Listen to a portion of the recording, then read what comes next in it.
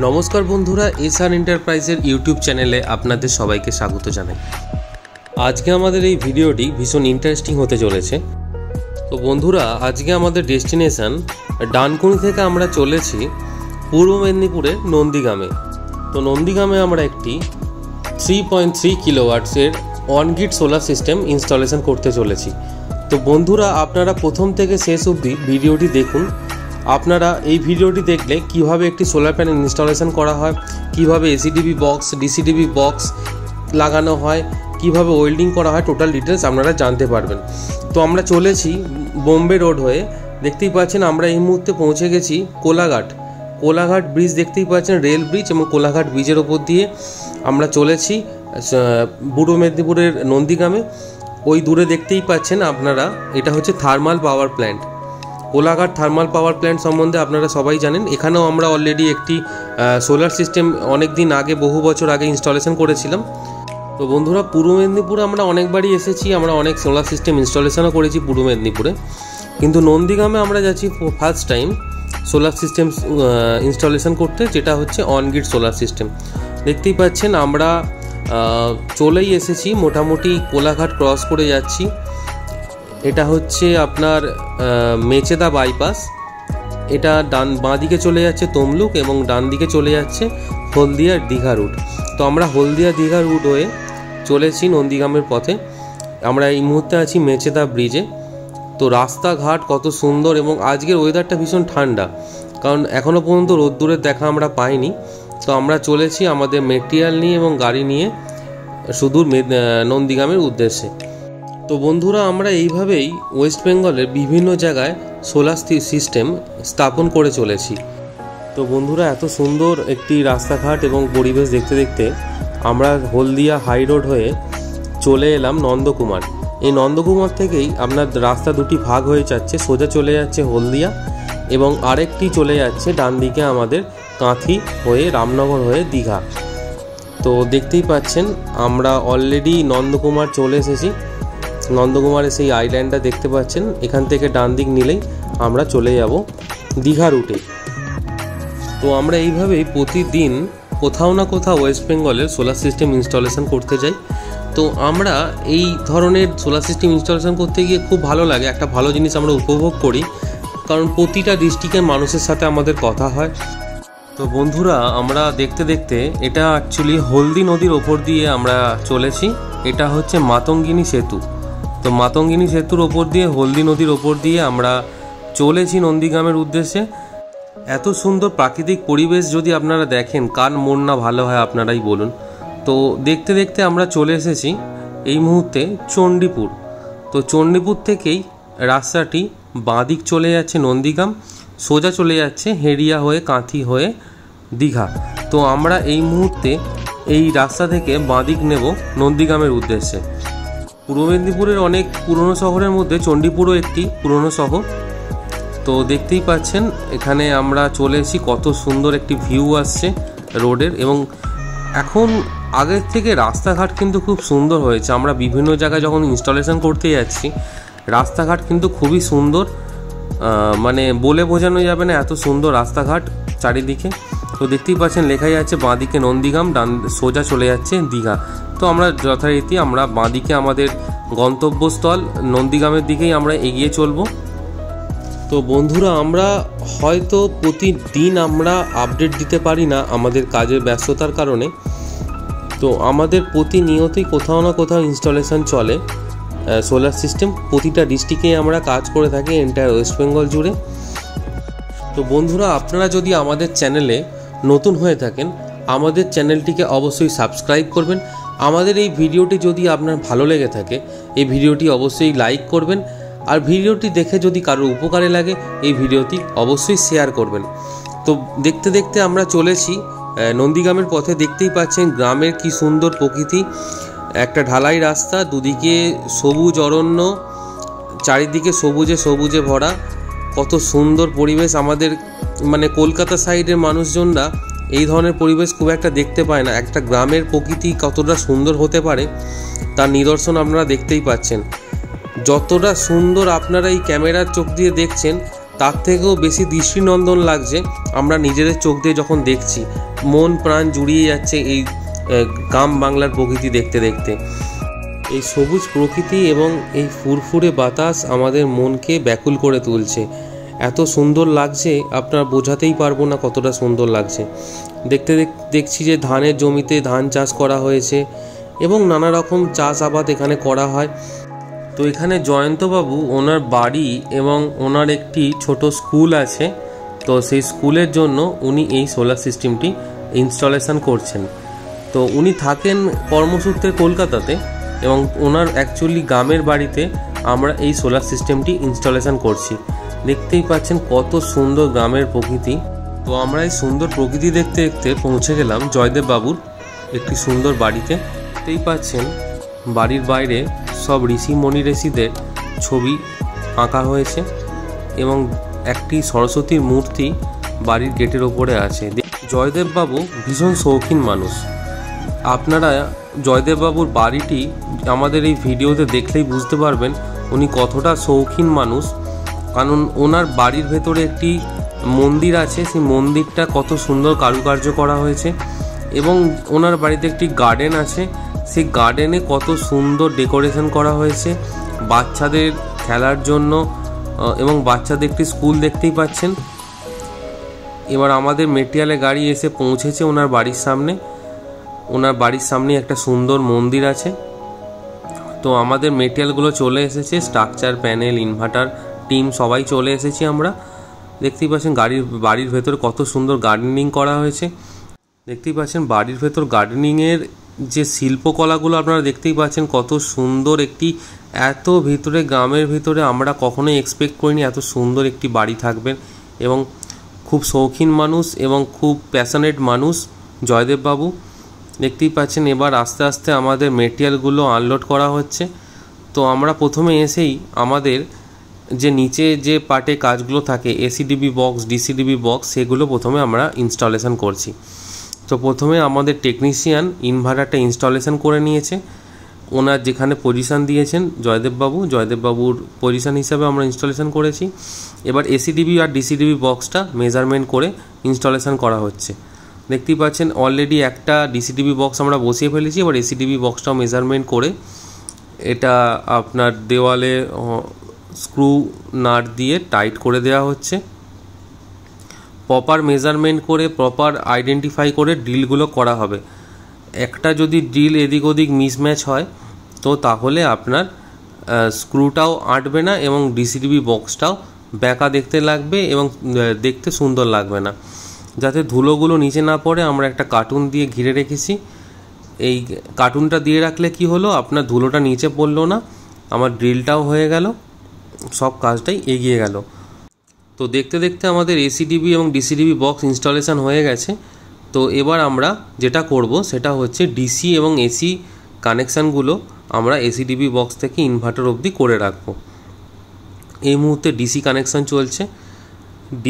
DC কানেকশানটা, DC কেবিলটা connect করা হচ্ছে DCDB বক্সে। তো আমরা প্রতিটা সাইডেই খুব সুন্দরভাবে আমাদের কোয়ালিটি মেনটেন করে কাজগুলো করে থাকি।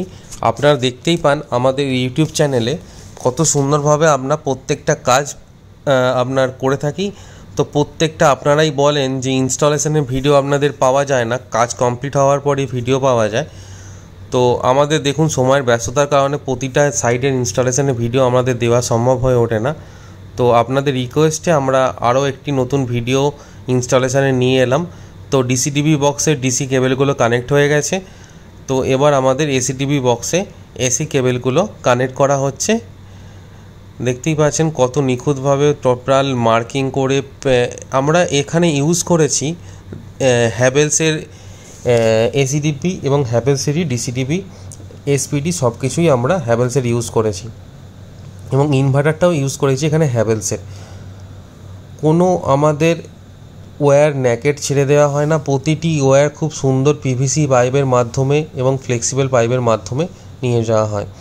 তো আমাদের দেখলেন ইনভার্টারের সাইডে কাজটা চলছিল, সেই মুহূর্তেই আমাদের আরও দুজন টেকনিশিয়ান বাড়ির যে আর্থিং করা হবে সোলার সিস্টেমের জন্য সে আর্থিংয়ের মাটির গর্ত খোঁড়ার কাজ চলছে। এই গর্তগুলো খোঁড়ার পরে আমাদের 5 থেকে 6 ফুটের যে জিআই পাইপ এবং আর্থিং কেমিক্যাল সলিউশনগুলো এর ভিতর দিয়ে এই আর্থিংগুলো করা হবে। তো নিচের কাজটা কমপ্লিট করে যাওয়ার পর আমরা প্রায় 4:30 নাগাদ ওপরে চলে এলাম, যেখানে সোলার প্যানেলটি ইনস্টলেশন করা হবে। দেখতেই পাচ্ছেন চারিদিকে সবুজ প্রকৃতি, তার মাঝেই আমরা একটি বাড়িতে, জয়দেববাবুর বাড়িতে ইনস্টলেশন করছি সোলার সিস্টেম। দেখতেই পাচ্ছেন আমাদের টেকনিশিয়ান স্ট্রাকচারগুলি অ্যাসেম্বল করে খুব সুন্দরভাবে মেজারমেন্ট করে লেগগুলোকে আপনার ওয়েল্ডিং করে নেবে। অলরেডি আমাদের মেজারমেন্ট করে কাটিং করে অফিস থেকে নিয়ে আসা হয়েছিল। বাকি যা প্রসেস হচ্ছে কাস্টমাইজ, যেহেতু সলিউশন, এখানে আমাদের ওয়েল্ডিংয়ের পার্টটা এখানেই করা হবে। তো ম্যাক্সিমাম সাইডেই আমরা কাস্টমাইজ সলিউশনই প্রোভাইড করি কাস্টমারের রিকোয়ারমেন্ট হিসাবে। কোনো মানে রেডিমেড স্ট্রাকচার আমরা খুব একটা ইউজ করি না। ডেলি বেসিস আমরা যেটা কাজ করি টোটালটাই আমরা স্ট্রাকচারটা অন সাইট বানাই। তো এখানে যেমন দেখতেই পাচ্ছেন ওয়েল্ডিং চলছে, অন সাইট ওয়েল্ডিং চলছে, প্রত্যেকটি স্ট্রাকচার কাস্টমারের বাড়িতে বানানো হচ্ছে। দেখুন রেডিমেড স্ট্রাকচার ইউজ করলে কি সমস্যা ফেস করতে হয়, প্রতিটা সাইড সমান হয়ে থাকে না। সেই কারণেই আমরা রেডিমেড স্ট্রাকচারের ওপর প্রেফার করি না। যেখানে বড় অ্যাভেলেবেল ছাদ, অনেক স্পেস আছে, সেখানে রেডিমেড স্ট্রাকচার কাজে লাগে। আদারওয়াইজ টিন সেটের ওপর যেগুলো ইনস্টলেশন হয় সেগুলো রেডিমেড স্ট্রাকচারের ওপর কাজ হয়, কিন্তু কাস্টমাইজ আমরা ম্যাক্সিমাম সাইডে ইনস্টলেশন করে থাকি। দেখতেই পাচ্ছেন আমরা অলরেডি প্যানেলগুলি ইনস্টলেশন করে ফেলেছি। এখানে দুখানা টেবিলে আমরা প্যানেল ইনস্টলেশন করছি। এখানে টোটাল 6টা প্যানেল ইনস্টলেশন হচ্ছে 3.3 কিলোওয়াটের। প্রথম টেবিলে আমরা 3টে প্যানেল ইনস্টলেশন করছি এবং সেকেন্ড টেবিলটাতেও 3টে প্যানেল ইনস্টলেশন করা হচ্ছে। এবং প্যানেলগুলি ওপরে ফিক্স করে দেওয়ার পর নাট বোল্টের মাধ্যমে এবার আমরা যে লেগগুলো আছে প্যানেলের স্ট্রাকচারে, সেই লেগগুলো আমরা ওয়ালের সাথে ফিক্স করে দিচ্ছি। যতটা সম্ভব আমরা চাই যে ছাদে ফাস্টনার না করতে, কিন্তু ফাস্টনার না করলে না আপনার প্রপার গ্রিপটা থাকবে না আপনার ছাদের সাথে স্ট্রাকচারে। তো অবশ্যই আপনারা স্ট্রাকচারে যখন করবেন ফাস্টনারটাকে স্কিপ করবেন না, ফাস্টনারটা ইউজ করবেন, তার উপরে কংক্রিট করে দেবেন, আপনার লিকেজের কোনো সম্ভাবনা থাকবে না। মানুষ যেটা ভয় পায় ভীষণ লিকেজ হবে, আমার ছাদ ফুটো হয়ে গেলে আমার নষ্ট হয়ে যাবে, সেই জিনিসগুলো কিন্তু হয় না। তো এক টেকনিশিয়ান আমাদের ফাস্টনাট ইনস্টলেশন করছে, আর একজন আমাদের প্যানেলগুলি প্রপারভাবে টাইট করে চেক করে নিচ্ছে টাইট হয়েছে কি না। তো দেখতেই পাচ্ছেন সামনের লেগগুলি অলরেডি আপনার ফাস্টনাট হয়ে গেছে।